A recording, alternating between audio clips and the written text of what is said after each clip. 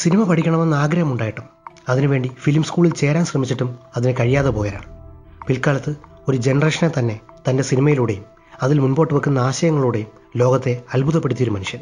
നമുക്കിടയിലെ ചിലരെങ്കിലും സിനിമയെ സീരിയസ് ആയി അപ്രോച്ച് ചെയ്യാൻ മോട്ടിവേറ്റ് ചെയ്തൊരാൾ. അതായിരുന്നു ക്രിസ്റ്റഫർ നോളൻ എന്ന British American film maker. Christopher നോളൻ്റെ പേര് കേൾക്കാത്തവരോ അല്ലെങ്കിൽ അദ്ദേഹത്തിൻ്റെ സിനിമ കാണാത്തവരോ വളരെ ചുരുക്കമായിരിക്കും.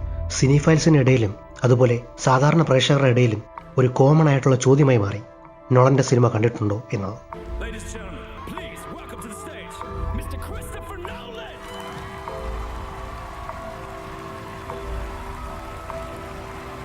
ജൂലൈ 30, 1970 ലണ്ടനിലെ വെസ്റ്റ്മിൻസ്റ്ററിലായിരുന്നു നോളന്റെ ജനനം. ബ്രണ്ടൻ ക്രിസ്റ്റീന ദമ്പതികളിലെ 3 പേരിലെ രണ്ടാമത്തെ മകൻ. തന്റെ 7ാമത്തെ വയസ്സ് മുതൽ തന്നെ സിനിമയോട് വളരെയധികം താല്പര്യം കാണിച്ചിരുന്ന നോളൻ ആദ്യകാലങ്ങളിൽ തന്റെ അച്ഛൻ സമ്മാനിച്ച സൂപ്പർ 8 ക്യാമറയിലായിരുന്നു സിനിമ ഷൂട്ട് ചെയ്ത് പഠിച്ചത്. ആ ചെറിയ സിനിമകളിൽ കഥാപാത്രങ്ങളായി വന്നതും തന്റെ കയ്യിലുള്ള ആക്ഷൻ ഫിഗറുകളും.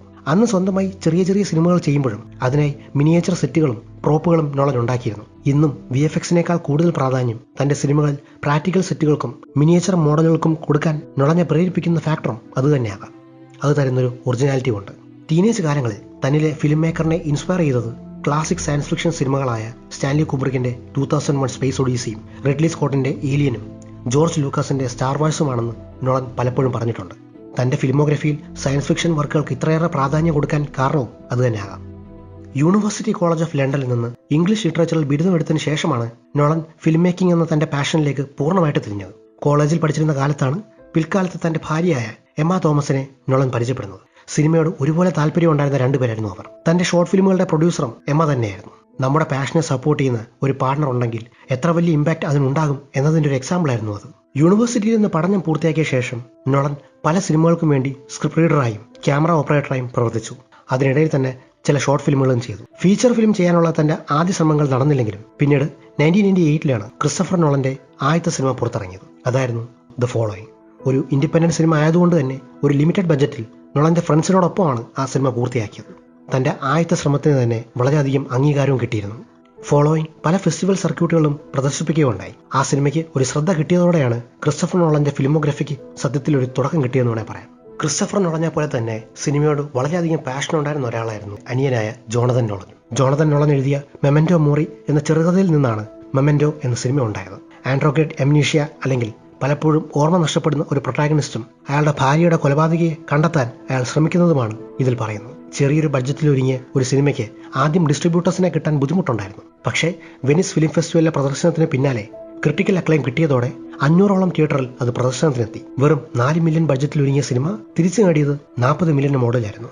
നോൺ ലീനിയർ ഫോർമാറ്റിലുള്ള കഥ പറച്ചിലും റിവേഴ്സിൽ കഥ പറഞ്ഞു പോകുന്ന ആ ഒരു സ്ക്രീൻ പ്ലേയും ഓഡിയൻസിന് പുതിയൊരു അനുഭവം തന്നെയായിരുന്നു. ഇപ്പോഴും നോളന്റെ 5 മികച്ച സിനിമകൾ എടുത്താൽ അതിലൊന്ന് തീർച്ചയായിട്ടും മെമന്റോ ആണെന്ന് പറയേണ്ടി വരും. മെമന്റോ ശ്രദ്ധിക്കപ്പെട്ടതോടെയാണ് വാണേഴ്സ് ബ്രദർ കമ്പനിയുമായി നോളൻ സിനിമകൾ ചെയ്യാൻ കോൺട്രാക്റ്റിൽ ഒപ്പുവെക്കുന്നത്. 2001 നോളനും തന്റെ ഭാര്യയും ചേർന്ന് തുടങ്ങിയ സിങ്കോപ്പി എന്ന പ്രൊഡക്ഷൻ കമ്പനി അവരോടൊപ്പം ചേർന്ന് സിനിമകൾ ചെയ്യാൻ തയ്യാറായി. മെമന്റോയ്ക്ക് ശേഷം തനിക്ക് പക്ഷേ സ്റ്റുഡിയോ ഓഫർ ചെയ്തത് ഒരു നോർവീജിയൻ സിനിമയുടെ ഇംഗ്ലീഷ് റീമേക്ക് ആയിരുന്നു. അതായിരുന്നു 2002 പുറത്തിറങ്ങിയ ഇൻസോംനിയ. ലെജൻഡറി നടന്മാരായ ആൽപച്ചിനോയും റോബിൻ വില്യംസും നോളന്റെ കൂടെ ആദ്യമേ വർക്ക് ചെയ്ത സിനിമയും ഇതായിരുന്നു. ഒരു നോർമൽ മർഡർ ഇൻവെസ്റ്റിഗേഷൻ സിനിമയാണെങ്കിലും നോർവേയിൽ ഒരിക്കലും സൂര്യൻ അസ്തമിക്കാത്തൊരു സമയത്ത് നടക്കുന്ന ഒരു കഥ ആയതുകൊണ്ട് ലൊക്കേഷന് വളരെയധികം പ്രാധാന്യം നൽകുന്ന ഒരു സിനിമയായിരുന്നു ഇൻസോംനിയ. ഇൻസോംനിയ ബാധിച്ച ഒരു പോലീസ് ഓഫീസറിന് ആ ഇൻവെസ്റ്റിഗേഷനിടയിൽ നേരിടേണ്ടി വരുന്ന കാര്യങ്ങൾ ഒരു സൈക്കോളജിക്കൽ ത്രില്ലറിന്റെ മൂഡ് ഇവിടെ ക്രിയേറ്റ് ചെയ്യുന്നുണ്ട്. എന്നിരുന്നാലും നോളന്റെ കരിയറിലെ ഒരു സാധാരണ സിനിമ എന്ന് നമുക്ക് തോന്നിപ്പോകുന്ന ഒരേ ഒരു സിനിമ ചിലപ്പോൾ ഇൻസോംനിയ ആയിരിക്കും. അതിനുശേഷം നോളൻ മറ്റ് ഭാഷകളിൽ നിന്നുള്ള സിനിമകൾ റീമേക്ക് ചെയ്തിട്ടില്ല, ഇൻസ്പിറേഷൻ ഉൾക്കൊണ്ടിട്ടുണ്ടെങ്കിൽ. തന്റെ കരിയറിലെ ഏറ്റവും വലിയ സിനിമ ചെയ്യാൻ നോളൻ ഒരുങ്ങിയത് അതിനുശേഷമായിരുന്നു. അതായിരുന്നു ബാറ്റ്മാൻ ബിഗിൻസ്.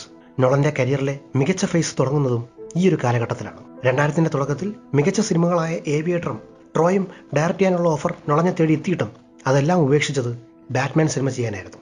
90കളിൽ ഒരു കാരിക്കേച്ചർ ലെവലിലേക്ക് നീങ്ങിയിരുന്ന ബാറ്റ്മാൻ എന്ന ക്യാരക്ടറിനെ തന്റെ സിനിമയിലൂടെ ഒരു പൊളിച്ചെഴുത്ത് നടത്തി നോളൻ ഒരു പുതിയ ജനറേഷൻ ഓഫ് ബാറ്റ്മാൻ ഫാൻസിനെയാണ് സൃഷ്ടിച്ചത്. റിയലിസവും കോമിക് ബുക്ക് എലമെന്റ്സും ഒരുപോലെ ബ്ലെൻഡ് ചെയ്ത് ഈ സിനിമയിൽ ഒരു ക്രിട്ടിക്കൽ ആൻഡ് കൊമേഴ്ഷ്യൽ സക്സസ് ആയിരുന്നു. ഹാൻസ് സിമ്മറും നോളനും തമ്മിലുള്ള കൊളാബറേഷൻ തുടങ്ങുന്നത് ഇവിടെയാണ്. ബാറ്റ്മാൻ ബിഗിൻസിന് വേണ്ടി എക്കാലത്തും ഓർത്തിരിക്കുന്ന ഒരു ബാക്ക്ഗ്രൗണ്ട് സ്കോർ ഒരുക്കിയത് ഹാൻസ് സിമ്മർ ആയിരുന്നു. പിന്നീട് സിമ്മറിന്റെ വർക്കുകൾ നോളന്റെ സിനിമയിൽ നിന്ന് ഒഴിച്ചുകൂടാൻ കഴിയാത്ത ഒന്നായി മാറിയിരുന്നു. സ്റ്റീവൻ സ്പീൽബർഗിന് ജോൺ വില്യംസ് എന്ന് പറയുന്ന പോലെ ക്രിസ്റ്റഫർ നോളന് ഹാൻസ് സിമ്മർ. ആ ഒരു കൊളാബറേഷൻ ഡങ്കർക്ക് ഇറങ്ങുന്നതുവരെ നിലനിന്നിരുന്നു. സാധാരണ ഡയറക്ടേഴ്സ് സൂപ്പർ ഹീറോ സിനിമകളിലേക്ക് നീങ്ങിയാൽ ആ ഫ്രാഞ്ചൈസിലെ അടുത്ത സിനിമകൾ ചെയ്യാനായിരിക്കും ഫോക്കസ് കൊടുക്കുക. പക്ഷേ ഇവിടെയാണ് നോളൻ വ്യത്യസ്തമാകുന്നത്. ബാറ്റ്മാൻ ബിഗിൻസിന് ശേഷം നോളൻ ഡയറക്ട് ചെയ്തത് വിക്ടോറിയൻ കാലഘട്ടത്തിലെ ശത്രുക്കളായിരുന്ന 2 മജീഷ്യൻസിന്റെ കഥ പറഞ്ഞ പ്രസ്റ്റീജ് ആയിരുന്നു. തന്റെ വർക്കുകളിൽ സയൻസ് ഫിക്ഷൻ എലമെന്റ്സ് ചേർക്കാൻ തുടങ്ങിയത് ഈ ഒരു പോയിന്റിലാണെന്ന് പറയാം. ക്രിസ്റ്റഫർ നോളൻ എന്ന പേര് ഒരു ഹൗസ് ഹോൾഡ് നെയിം ആയതും ലോകത്തെ ഏറ്റവും അറിയപ്പെടുന്ന ഡയറക്ടർമാരിൽ ഒരാളായതും തന്റെ അടുത്ത സിനിമയ്ക്ക് ശേഷമായിരുന്നു. അതായിരുന്നു പിന്നീട് വന്ന എല്ലാ സൂപ്പർ ഹീറോ സിനിമകൾക്കും ബെഞ്ച് മാർക്ക് സെറ്റ് ചെയ്ത the Dark Knight. IMAX technology ആദ്യമായി മെയിൻ സ്ട്രീം സിനിമകളിലേക്ക് ഇൻട്രൊഡ്യൂസ് ചെയ്തതും പോപ്പുലർ ആക്കിയതും നോളന്റെ പങ്ക് വലുതാണ്. ഡാർക്ക് നൈറ്റിലായിരുന്നു ഐമാക്സ് ക്യാമറ യൂസ് ചെയ്ത ആദ്യത്തെ സിനിമ. അതുകൊണ്ട് തന്നെ ഒരു സിനിമയിൽ 2 തരത്തിലുള്ള റെസൊല്യൂഷൻ നമുക്ക് കാണാൻ കഴിഞ്ഞില്ല. 35mm 2:39 റേഷ്യോയിലും ഐമാക്സിന്റെ 1:43 റേഷ്യോയിലും. ആദ്യമായ ഒരു comic book cinema 1 billion collection നേടുക എന്ന റെക്കോർഡും ഡാർക്ക് നൈറ്റ് സ്വന്തമാക്കി. ഇനി എത്ര ബാറ്റ്മാൻ സിനിമകൾ വന്നാലും അതെല്ലാം ഡാർക്ക് നൈറ്റിന്റെ അത്ര വരുമോ, അല്ലെങ്കിൽ ആ ഒരു കമ്പാരിസൺ മുൻപോട്ട് വെക്കുന്ന തരത്തിലൊരു മാസ്റ്റർ പീസ് വർക്കായി ഡാർക്ക് നൈറ്റ് മാറിക്കഴിഞ്ഞിരുന്നു. ഡാർക്ക് നൈറ്റിന് ശേഷം അതിനൊരു സീക്വലാണ് എല്ലാവരും പ്രതീക്ഷിച്ചെങ്കിലും നോളൻ വീണ്ടും ഒരു ജാണർ ഷിഫ്റ്റ് നടത്തിക്കൊണ്ട് തന്റെ അടുത്ത സിനിമ ഓഡിയൻസിലേക്ക് എത്തിച്ചു. അതായിരുന്നു 2011 റിലീസ് ചെയ്ത ഇൻസെപ്ഷൻ.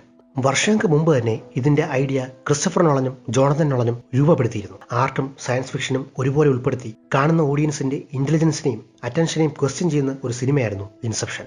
അതും ഒരു ബ്ലോക്ക് ബസ്റ്റർ സിനിമയുടെ എല്ലാ സ്വഭാവങ്ങളും ഉൾപ്പെടുത്തിയ ഒരു മേക്കിംഗ് സ്റ്റൈലിലൂടെ. മൈൻഡ് ട്വിസ്റ്റിംഗ് സിനിമകൾ അതിനു മുൻപ് ഉണ്ടായിട്ടുണ്ടെങ്കിലും അതിനോടൊരു ക്രേസ് കോമൺ ഓഡിയൻസിനിടയിൽ സൃഷ്ടിക്കാൻ ഇൻസെപ്ഷനിലൂടെ കഴിഞ്ഞുവെന്ന് പറയാം. ഏകദേശം 1 ബില്യൺ എടുത്ത് കളക്ഷൻ നേടുകയും അതിനോടൊപ്പം തന്നെ 4 ഓസ്കാറുകൾ നേടിയ ഒരു സിനിമയായിരുന്നു ഇൻസെപ്ഷൻ. ഡാർക്ക് നൈറ്റിന് ഒരു സീക്വൽ ഒരുക്കാൻ ആദ്യം നോളന് താല്പര്യമില്ലായിരുന്നെങ്കിലും പിന്നീട് സ്റ്റുഡിയോന്റെ നിർബന്ധം കാരണം അതിന് തയ്യാറായി. അതോടെ ലോകത്ത് അതുവരെ ഉണ്ടായിരുന്നതിൽ ഏറ്റവും വലിയ ഹൈപ്പ് നേടിയ സിനിമയായി ദി ഡാർക്ക് നൈറ്റ് റൈസസ് മാറിയിരുന്നു. സ്കെയില് കൊണ്ടും അന്ന് വരെ നോളൻ ചെയ്തതിൽ ഏറ്റവും വലിയ സിനിമ ഡാർക്ക് നൈറ്റ് റൈസസ് ആയിരുന്നു. ഡാർക്ക് നൈറ്റിനോളം എത്തിയില്ലെങ്കിലും ഒരു മികച്ച ബാറ്റ്മാൻ സിനിമ തന്നെയായിരുന്നു അത്. സൂപ്പർ ഹീറോ സിനിമ ട്രിളജികളിൽ എക്കാലത്തും ഒരു ബെഞ്ച് മാർക്ക് സെറ്റ് ചെയ്ത ട്രിളജിയായി മാറി ഡാർക്ക് നൈറ്റ് ട്രിളജി. റിലീസ് ചെയ്തിട്ട് 10 വർഷങ്ങൾക്ക് മുകളിലായെങ്കിലും ഇപ്പോഴും വളരെയധികം സെലിബ്രേറ്റ് ചെയ്യപ്പെടുന്ന, ഇപ്പോഴും എല്ലാവരും തിയേറ്ററിൽ കാണാൻ ആഗ്രഹിക്കുന്ന ഒരു സിനിമ ക്രിസ്റ്റഫർ നോളൻ ചെയ്തത് ഇതിനു ശേഷമായിരുന്നു. അതായിരുന്നു ഇന്റർസ്റ്റെല്ലാർ. ഭൂരിഭാഗം വിഷ്വൽസും ഐമാക്സിൽ ഷൂട്ട് ചെയ്ത ഈ സിനിമ എല്ലാ അർത്ഥത്തിലും ഒരു വിഷ്വൽ സ്പെക്ടക്കിൾ എന്ന് പറയാൻ കഴിയുന്ന ഒരു സിനിമ തന്നെയായിരുന്നു. അന്ന് വരെ ഉള്ളതിൽ സ്പേസ് ട്രാവലിനെ ഏറ്റവും ഡീറ്റെയിൽ ആയി കാണിച്ച ഒരു സിനിമ കൂടെയായിരുന്നു. സ്പേസ് ട്രാവലിനെ കുറിച്ചും വേം ഹോളുകളെ കുറിച്ചും സാധാരണ പ്രേക്ഷകരിൽ ഉണ്ടാക്കിയ ആ ഒരു ക്യൂരിയോസിറ്റി തന്നെയായിരുന്നു ഇതിന്റെ ഏറ്റവും വലിയ വിജയവും. സീനുകളുടെ പെർഫെക്ഷനും റിയലിസത്തിനും വേണ്ടി പ്രാക്ടിക്കലായി ഷൂട്ട് ചെയ്ത പല സീനുകളും ഈ സിനിമയുടെ ഇമ്പാക്ട് വളരെയധികം കൂട്ടുന്നുണ്ട്. കഴിഞ്ഞ ഡെക്കേഡിൽ പോപ്പ് കൾച്ചറിൽ ഇത്രമേൽ ഇൻഫ്ലുവൻസ് ഉണ്ടാക്കിയ ഒരു സീരിയസ് സയൻസ് ഫിക്ഷൻ സിനിമ ഉണ്ടോ എന്നതിൽ സംശയമാണ്. അതുകൊണ്ട് തന്നെയാണ് ഒരു 2001 സ്പേസ് ഒഡീസി സെലിബ്രേറ്റ് ചെയ്യപ്പെടുന്ന പോലെ ഒരു ഇന്റർസ്റ്റെല്ലാർ സെലിബ്രേറ്റ് ചെയ്യപ്പെടുന്നത്. സയൻസ് ഫിക്ഷൻ സിനിമകളിൽ ഒരു ബെഞ്ച് മാർക്ക് സെറ്റ് ചെയ്ത ശേഷം നോളൻ നീങ്ങിയത് തന്റെ ഒരു പാഷൻ പ്രോജക്റ്റായ ഡങ്കർക്കിലേക്കായിരുന്നു. പൂർണ്ണമായും സ്വന്തം തിരക്കഥയിൽ നോളൻ ഡയറക്ട് ചെയ്ത ഡങ്കർക്ക് ഒരു ട്രിപ്റ്റിക് അല്ലെങ്കിൽ 3 പാർട്ട് സ്ട്രക്ചറുള്ള ഒരു എക്സ്പെരിമെന്റൽ വാർ സിനിമയായിരുന്നു. ആദ്യമായിട്ടായിരിക്കാം ഒരു വാർ സിനിമയിൽ അത്തരമൊരു എക്സ്പെരിമെന്റൽ അപ്രോച്ച്. നോളന് ആദ്യമായി ബെസ്റ്റ് ഡയറക്ടറിനുള്ള ഓസ്കാർ നോമിനേഷൻ നേടിക്കൊടുത്ത സിനിമ കൂടെയായിരുന്നു ഡങ്കർക്ക്. തന്റെ വർക്കുകളിൽ ആദ്യമായ ഒരു സെറ്റ് ബാക്ക് അല്ലെങ്കിൽ ഒരു നെഗറ്റീവ് റെസ്പോൺസ് ആദ്യമായി കിട്ടിയത് തന്റെ അടുത്ത സിനിമയായ ടെനറ്റിലായിരുന്നു. നോളന്റെ സിനിമകളിൽ നിന്ന് എക്സ്പെക്ട് ചെയ്യുന്ന ആ ഒരു കൺഫ്യൂഷനേക്കാൾ കൂടുതൽ ഹൈ കോൺസെപ്റ്റ് ഐഡിയാസ് ഓഡിയൻസിൽ ഭയങ്കരമായ ഒരു കൺഫ്യൂഷൻ ഉണ്ടാക്കിയിരുന്നു. ടെനറ്റിന്റെ ഐഡിയ അല്ലെങ്കിൽ അതിന്റെ ഒരു ആംബിഷൻ വളരെ വലുതായിരുന്നെങ്കിലും അത് ഓഡിയൻസുമായി കണക്ട് ചെയ്യാൻ നോളൻ പരാജയപ്പെട്ടു എന്ന് തന്നെ പറയാം.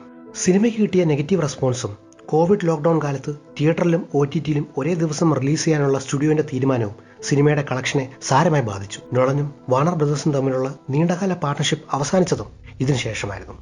അതുവരെയുള്ള നോളൻ സിനിമകൾ ശ്രദ്ധിച്ചാൽ നമുക്കറിയാൻ കഴിയുന്ന ഒരു കാര്യം, വ്യത്യസ്ത കഥാപശ്ചാത്തലങ്ങളും കഥാപാത്രങ്ങളുമാണ് ഓരോ സിനിമയിൽ വരുന്നതെങ്കിലും എല്ലാ സിനിമയിലും കോമൺ ആയിട്ട് വരുന്നൊരു തീമായിരുന്നു സമയം. നോളന്റെ സിനിമകളിൽ പ്രൊട്ടാഗണിസ്റ്റിനെ പോലെ തന്നെ വളരെയധികം പ്രാധാന്യമുള്ള ഒന്ന് തന്നെയായിരുന്നു അതും. സമയത്തെ പ്രസന്റ് ചെയ്യുന്നത് പല രീതിയിലായിരിക്കുമെന്ന് മാത്രം. അത് ചിലപ്പോൾ ഇന്റർസ്റ്റെല്ലാറിലെ പോലെ 100 വർഷം വരെ നീണ്ടു നിൽക്കുന്ന ഇവന്റ്സ് ആകാം, അല്ലെങ്കിൽ ഇൻസെപ്ഷനിലെ പോലെ കുറച്ച് സെക്കൻഡുകൾ മാത്രം നീണ്ടു നിൽക്കുന്നവ. ചിലപ്പോൾ ടെനറ്റിലെ പോലെ റിവേഴ്സിൽ പോകുന്നതാകാം, അല്ലെങ്കിൽ ഡങ്കർക്കിലെ പോലെ 3 പാർട്ടാകാം. നോളന്റെ കഥകളിൽ ഈ ക്യാരക്ടേഴ്സ് സമയം നഷ്ടപ്പെടുന്നതിന് മുമ്പ് അവരുടെ ഗോളുകളിലേക്ക് എത്താനാണ് ശ്രമിക്കുന്നത്. സ്ക്രീനിൽ നമ്മൾ കാണുന്ന ആ ടെൻഷൻ ബാക്ക്ഗ്രൗണ്ട് സ്കോറിലൂടെ നമുക്ക് മുൻപിലേക്ക് എത്തിക്കുകയും ചെയ്യും. ഇന്റർസ്റ്റെല്ലാറിന്റെയോ അല്ലെങ്കിൽ ഡങ്കർക്കിന്റെയോ ഒക്കെ ബാക്ക്ഗ്രൗണ്ട് സ്കോറിൽ നമുക്കത് നന്നായി അറിയാനും കഴിയും. അറ്റോമിക് ബോംബിന്റെ ഫാദർ എന്നറിയപ്പെടുന്ന ജെ റോബർട്ട് ഓപ്പൻഹൈമറിന്റെ ബയോഗ്രഫി സ്ക്രീനിലേക്ക് കൊണ്ടുവന്നതുകൂടിയാണ് നോളൻ ബയോഗ്രഫിക്കൽ ഡ്രാമ എന്ന ജാണറിലേക്ക് കടക്കുന്നത്. ഓപ്പൻഹൈമറിന്റെ ജീവിതം 2 വ്യത്യസ്ത പെർസ്പെക്റ്റീവിലാണ് നമുക്കിവിടെ നോളൻ കാണിച്ചു തരുന്നത്. പൂർണ്ണമായിട്ടും ഐമാക്സ് ഫിലിമിൽ ഷൂട്ട് ചെയ്ത സിനിമ കൂടിയായിരുന്നു ഓപ്പൻഹൈമർ.